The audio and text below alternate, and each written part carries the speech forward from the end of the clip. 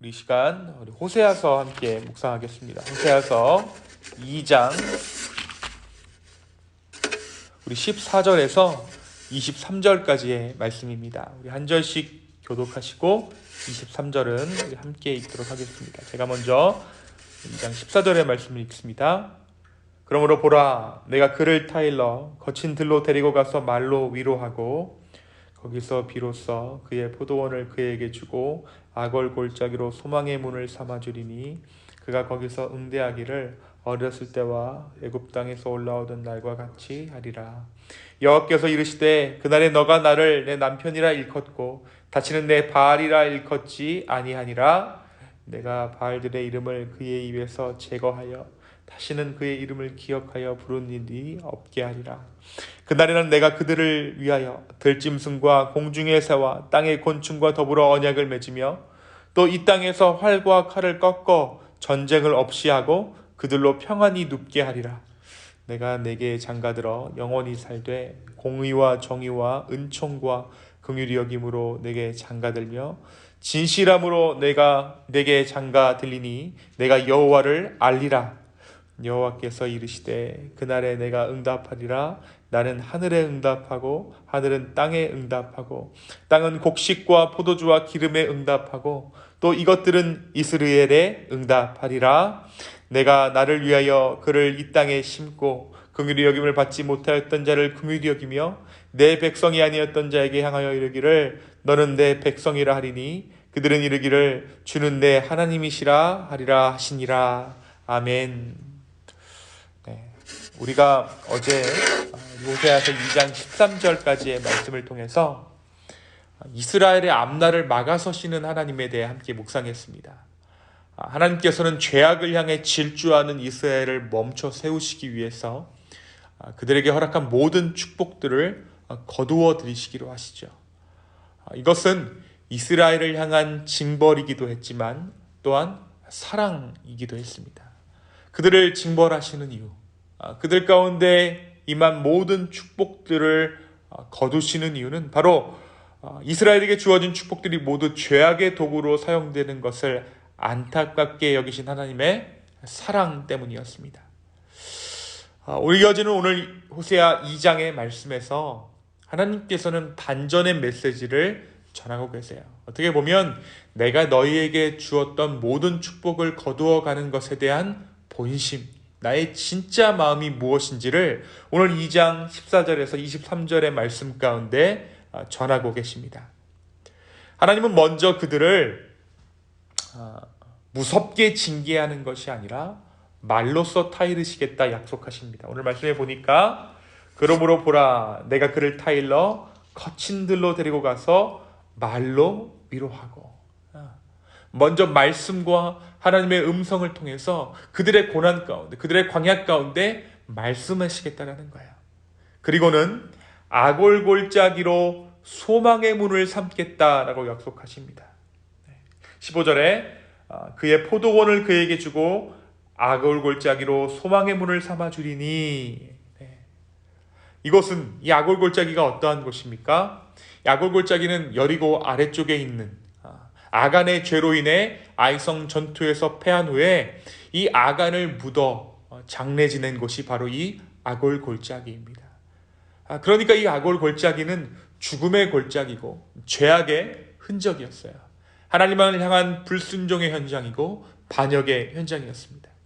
그런데 이 죽음의 골짜기를 소망의 문으로 삼으시겠다라는 것은 아프고 쓰라린 죄악의 현장을 도리어 용서의 현장이 되게 하시겠다라는 하나님의 결단을 이스라엘 백성들 가운데 또한 우리 가운데 보여주고 계신 것이죠.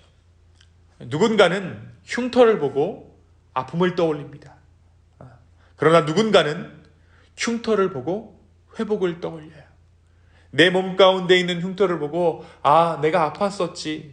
그런데 하나님께서 이것들을 낫게 해주셨지.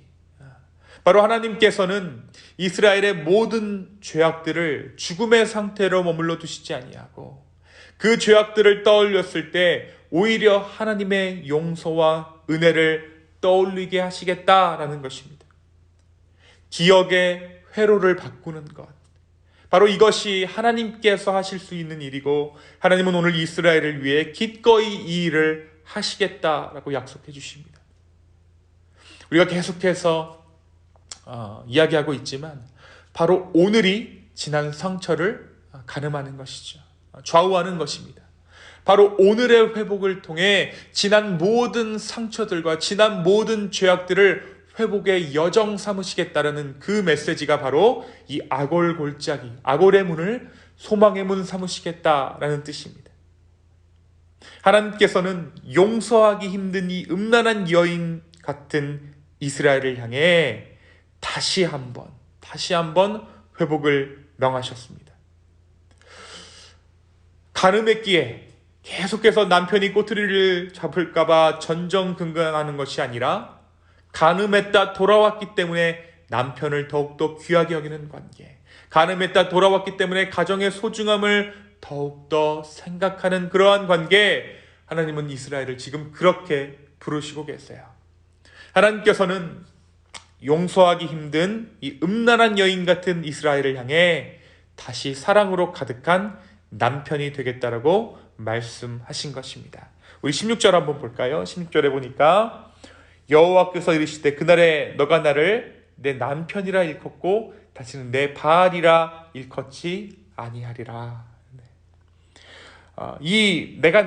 제가 이 말씀을 두고 조금 이런저런 자료를 살펴보니까 이 남편이란 단어는 히브리어로 이쉬라는 단어입니다.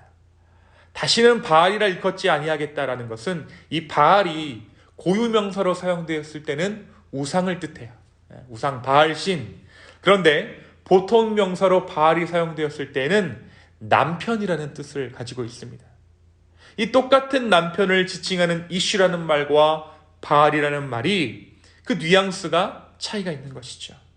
이 이슈라는 말은 여자와 남자가 동등된 위치를 차지하고 있는 거예요. 그러니까 어떻게 보면 한국말로 하면 여보 당신하는 관계인 것이죠. 그런데 이 바알은 어떠한 관계냐면 이 남편이 힘을 가지고 여자를 소유하는 것입니다. 하나님께서 오늘 이 말씀, 이 16절의 말씀을 이스라엘 백성들 가운데 허락하는 것은 이제 너가 나를 이쉬라고 부를 것이다. 서로 동등된 관계, 주종 관계가 아니라 동등한 파트너로서 긴밀한 사랑을 나누는 연인 관계로 이 관계를 세워나가시겠다라고 말씀하신 것이죠. 하나님은 더 나아가서 그들과 새롭게 결혼하겠다라고 선언하고 계세요. 이것이 하나님의 이스라엘을 향한 회복의 계획입니다. 하나님과 다시 결혼하는 것. 아이러니하게도 실패한 결혼과도 같았던 이 이스라엘과 하나님과의 관계는 다시 둘이 결혼하는 것 이외에는 해결 방법이 없기 때문입니다. 이혼한 두 남녀, 이혼해버린 이스라엘과 하나님, 이 관계의 진정한 회복은 어디에 있는가? 다른 남자를 만나서 결혼하는 것이 아니라 다시 이스라엘과 하나님이 결혼하는 가운데 해결 방법이 있습니다. 그런데 문제는 가늠한 여인 쪽에서는 할 수 있는 것이 없어요. 이 상황에서는 이 관계를 되돌리려면 남편이 마음을 열어야 합니다. 하지만 오늘 말씀 가운데 하나님께서 내가 다시 이스라엘과 결혼하겠다라고 말씀하고 계신 것입니다. 사랑하는 기쁨의 교회 성도 여러분, 오늘 우리의 이 호세아서 2장 후반부의 말씀이 우리에게 말씀해주고 있는 것이 무엇입니까? 오늘 이와 같은 사랑이 우리 안에 머물고 있습니다. 우리는 하나님의 현모양처 또는 현숙한 아내가 아닙니다. 우리는 가늠했었고 우리는 창기와도 같습니다. 그런 우리를 순결한 신부로 불러주신 분이 바로 우리 주님이세요. 그 은혜가 우리에게 있기 때문에 오늘도 우리는 우리의 아골 골짜기와도 같은 삶을 소망의 문 삼아 살아갈 수 있게 된 것이죠. 이혼녀의 비참함이나 상간녀의 낙인이 우리를 괴롭히는 것이 아니라 오히려 남편의 사랑으로 인해 우리의 삶은 그 어떤 것도 가져다 줄 수 없는 진정한 자존감의 회복을 맛보게 되었습니다. 우리의 신분이 남편과 더불어 상승된 것이죠. 이제 우리의 몫은 무엇이겠습니까? 이제 우리의 몫은 다시는 간음하지 않는 것입니다. 아무도 과거를 들춰내지 않아요. 내가 그 과거로 돌아가지 않는 이상, 과거의 더러운 행실로 돌아가지 않는 이상, 하나님도 사람들도 내가 나를 간음한 여인이라고 손가락질하지 않습니다. 우리의 몫은 다시는 간음하지 않는 것입니다. 오직 신랑 되신 주님께 나의 마음을 다해서 충성하는 삶, 그것이 바로 우리를 순결한 신부로 불러주신 하나님께 기쁨이 되는 삶일 것입니다. 하나님께서 친히 회복을 명하신 자들에게 주시는 축복이 있어요. 아내 삼은 우리에게 주시는 축복이 있습니다. 다름 아닌 소통의 은혜입니다. 오늘 말씀 21절과 22절을 한번 볼까요? 여호와께서 이르시되 그날에 내가 응답하리라. 나는 하늘에 응답하고 하늘은 땅에 응답하고 땅은 곡식과 포도주와 기름에 응답하고 또 이것들은 이스라엘에 응답하리라. 회복을 명하신 자에게, 긍휼을 베푸신 자에게 주시는 은혜는 소통의 은혜예요. 이제 오늘 이 아침에 우리가 주님을 부를 때 주님은 응답하실 것이에요. 이 말씀을 잘 유심히 보면 내가 먹을 것 갖고 기도하고 내 소유를 놓고 기도하고 내 앞날을 놓고 기도할 때 하나님께서 그 일을 통해 우리와 소통하시겠다는 것이죠. 나는 현실을 놓고 내 눈앞에 보이는 것을 놓고 기도하지만 하나님은 그 기도를 통해 나와 소통하시겠다는 것입니다. 오늘 이 은혜가 우리의 삶에 있는 줄로 믿습니다. 오늘 말씀 23절을 한번 다 같이 읽어봤으면 좋겠습니다. 23절입니다. 함께 읽겠습니다. 시작. 내가 나를 위하여 그를 이 땅에 심고 긍휼히 여김을 받지 못하였던 자를 긍휼히 여기며 내 백성 아니었던 자에게 향하여 이르기를 너는 내 백성이라 하리니 그들은 이르기를 주는 내 하나님이시라 하리라 하시니라. 아멘. 사랑하는 성도 여러분, 주님의 긍휼이 우리를 변화시켰습니다. 아닙니다. 나는 여전히 더럽습니다. 말하는 것도 교만입니다. 왜냐하면 신랑 되신 주님께서 우리를 깨끗하다 하셨기 때문입니다. 오늘 우리의 기도를 순결한 신부의 요청으로 들으시겠다 약속하신 그 주님 앞에 우리의 삶을 드리며 나의 깊은 내면에 있는 것까지 주님께 아뢰는 저와 여러분 되기를 예수님의 이름으로 축원합니다. 이 시간 함께 기도하겠습니다. 주님, 오늘 이 아침에 아버지 앞에 우리의 마음을 드리며 주께 나아갑니다. 나의 내면에 있는 깊은 곳까지 감찰하시는 주님, 오늘 이 아침에 우리의 마음 깊은 곳에 있는 그 무엇을 아버지 앞에 꺼내 보이려 할 때 성령 하나님 것들을 바라봐 주시고 우리와 소통하여 주십시오. 우리를 긍휼히 여겨 주시옵소서. 오늘 이 아침에 우리가 성령의 인도하심 받는 기도하기를 소망합니다. 주여 우리의 기도를 인도하여 주시옵소서. 또한 오늘 하루의 삶을 살아갈 때 성령 하나님 새 힘 허락하여 주시기를 원합니다. 우리가 더 이상 가늠한 여인과 똑같이 살아가는 것이 아니라 순결한 신부로서 살아갈 수 있는 이 하루 될 수 있도록 주여 우리의 삶을 인도하여 주시옵소서. 감사합니다. 이 모든 말씀 살아서 역사하시는 예수님의 이름으로 기도하였습니다. 아멘.